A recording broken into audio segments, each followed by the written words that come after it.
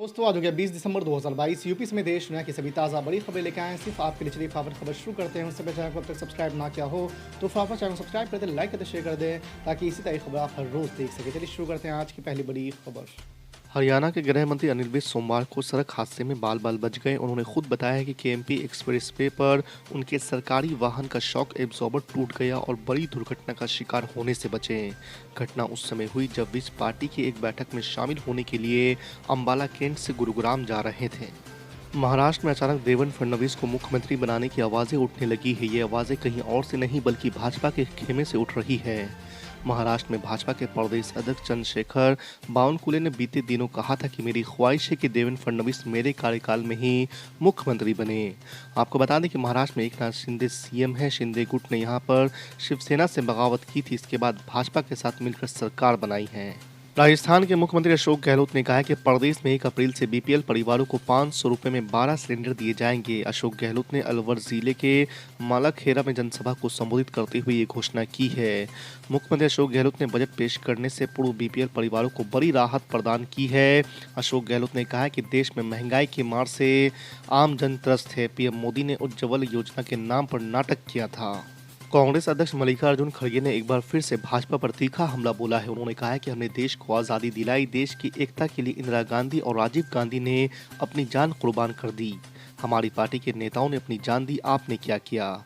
मल्लिकार्जुन खड़गे ने आगे कहा है कि आपके घर में कोई देश के लिए कुत्ता तक मरा है क्या किसी ने कोई कुर्बानी दी है। मल्लिकार्जुन खड़गे के इस बयान पर विवाद खड़ा हो सकता है। आपको बता दें कि इससे पहले गुजरात चुनाव में खड़गे ने पीएम मोदी की तुलना रावण से कर दी थी।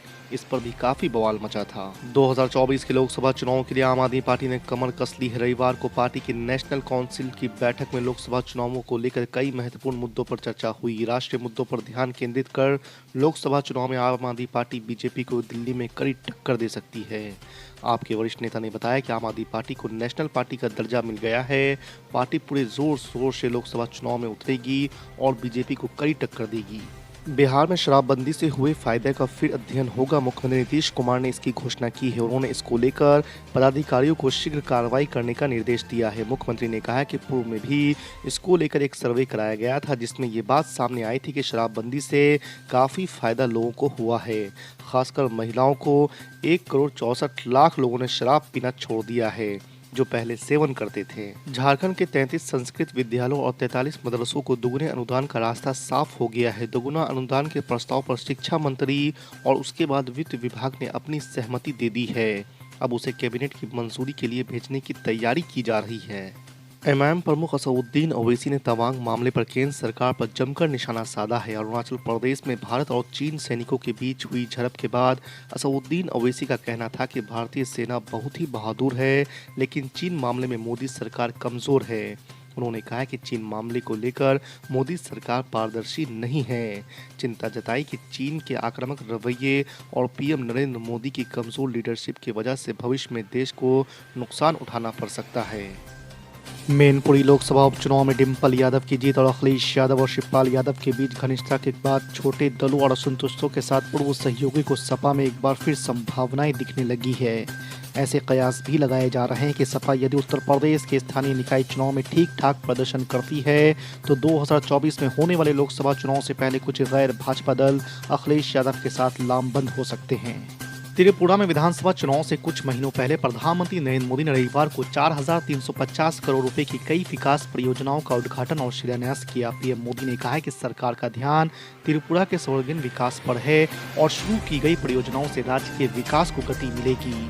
प्रधानमंत्री नरेंद्र मोदी ने अगरतला में जनसभा को संबोधित करते हुए कहा कि पिछले 5 वर्षों में स्वच्छता अभियान एक जन आंदोलन बन गया है और इसके परिणाम स्वरूप त्रिपुरा देश के छोटे राज्यों में सबसे साफ स्वच्छ के रूप में उभरा है। 15 साल में घट गई बीजेपी की 37% सीटें। क्या एमपी के विजय रूपानी बनेंगे शिवराज सिंह चौहान? जी आपको बता दें कि मध्य प्रदेश में अगले साल के अंत तक विधानसभा चुनाव होने हैं, लेकिन उससे पहले ही राज्य में राजनीतिक हलचल काफी तेज हो चली है। राजनीतिक हलकों में इस बात की भी चर्चा है कि क्या बीजेपी राज्य में अपनी जीत सुनिश्चित कराने के लिए गुजरात फॉर्मूले का इस्तेमाल करेगी। राजस्थान के मुख्यमंत्री अशोक गहलोत और पूर्व डिप्टी सीएम सचिन पायलट के बीच विवाद किसी से छिपा नहीं है। पिछले दिनों पायलट को गद्दार कहे जाने के बाद हंगामा और बढ़ गया। हालांकि राहुल गांधी की भारत जोड़ो यात्रा के चलते दोनों नेता एक दूसरे के खिलाफ कोई भी बयानबाजी करने से बच रहे हैं। इस बीच अशोक गहलोत का एक बयान सुर्खियों में आ गया है। राजस्थान सरकार के 4 साल पूरे होने पर आयोजित किए गए एक कार्यक्रम में अशोक गहलोत ने संन्यास का जिक्र कर दिया है। खतौली विधानसभा उपचुनाव में मिली जीत के बाद रालोद के रविवार को हुए धन्यवाद भाईचारा सम्मेलन में आरएलडी सुप्रीमो जयंत चौधरी ने रालोद गठबंधन की जीत को भाईचारे की जीत बताई है। साथ ही भाजपा सरकार पर निशाना साधते हुए कहा है कि ये जीत 2024 के लोकसभा चुनाव का आगाज है। पूर्व केंद्र मंत्री और भाजपा के वरिष्ठ नेता मुख्तार अब्बास नकवी ने कहा है कि सच्चर कमेटी इस देश का सबसे बड़ा फ्रॉड है, मुसलमानों के साथ सबसे बड़ा धोखा है। जिन्होंने सच्चर कमेटी बनवाई उन्होंने कमेटी की रिपोर्ट कूड़ेदान में डाल दी। सच्चर कमेटी के नाम पर देश को गुमराह किया गया, भ्रम फैलाने की कोशिश की गई। बिहार के सारण के जहरीली शराब कांड के मृतकों के परिजनों से मिलकर लौटे बीजेपी नेता और राज्यसभा सांसद सुशील मोदी ने प्रेस कॉन्फ्रेंस की। इस दौरान उन्होंने नीतीश सरकार को जमकर घेरा। सुशील मोदी ने कहा कि जहरीली शराब से मरने वालों का आंकड़ा 100 के पार चला गया है और सरकार मरने वालों का आंकड़ा छिपा रही है। अरुणाचल प्रदेश के तवांग में पिछले हफ्ते के सैन्य गतिरोध के बाद भारत में राजनीति तेज हो गई है। वहीं इस बीच एमआईएम प्रमुख असदुद्दीन ओवैसी ने भी प्रधानमंत्री नरेंद्र मोदी पर निशाना साधा है। उन्होंने कहा कि चीन पीएम मोदी की कमजोरी जानता है, पीएम मोदी चीन से डरते हैं। इस दौरान उन्होंने कहा कि हम भारतीय सेना से सवाल नहीं कर रहे हैं, हम सरकार से सवाल कर रहे हैं।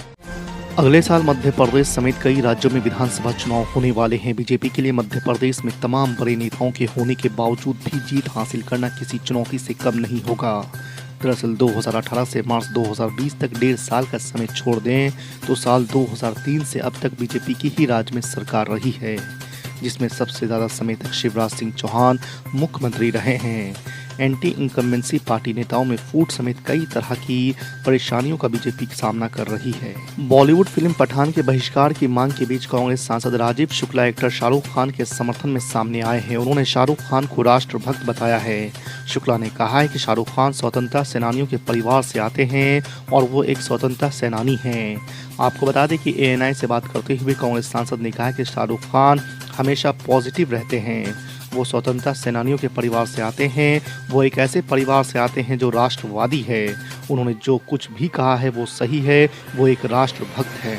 सुप्रीम कोर्ट में नहीं टिकी राहुल गांधी के खिलाफ दलील, वायनाड से चुनाव को चुनौती देने वाली याचिका हुई खारिज। जी आपको बता दें कि सुप्रीम कोर्ट ने 2019 में केरल के वायनाड लोकसभा क्षेत्र से कांग्रेस नेता राहुल गांधी के चुनाव को चुनौती देने वाली याचिका खारिज कर दी है। आपको बता दें कि जस्टिस एएस बोपन्ना और न्यायमूर्ति दीपांकर दत्ता की पीठ ने सरिता एस नायर की याचिका को ठुकरा दिया है, जिन्होंने केरल हाई कोर्ट के 31 अक्टूबर 2019 के फैसले के खिलाफ सुप्रीम कोर्ट का रुख किया था। केंद्रीय मंत्री अनुराग ठाकुर ने कांग्रेस नेता राहुल गांधी पर चीन के नाम पर भय फैलाने का शनिवार को आरोप लगाया और हैरानी जताई है कि क्या विपक्षी नेताओं का सशस्त्र बलों से भरोसा उठ गया है। अनुराग ठाकुर ने राहुल गांधी की इस टिप्पणी के लिए उनकी आलोचना की, जिसमें राहुल गांधी ने कहा था कि चीनी हमारे सैनिकों को पीट रहे थे।